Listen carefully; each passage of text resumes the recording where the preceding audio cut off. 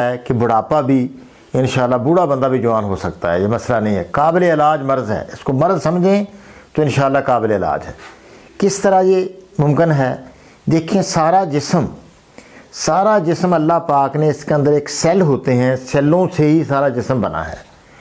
وہ سیل جب بندہ جوان بندے کے سیل بنتے بھی ہیں اور اپنا اس میں بنتے ایک کے بعد دوسرا بنتا ہے، اس میں اگر کمزوری آ جائے تو پھر نیا سیل پیدا ہوتا ہے، تو بندہ جوان بندے کے اندر عمل یہ جاری رہتا ہے۔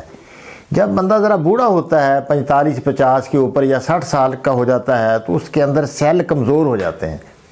یہ ہر سیل کی اپنی ایک خوراک ہے، وہ کھاتے بھی ہیں اور وہ فضلہ بھی خارج کرتے ہیں۔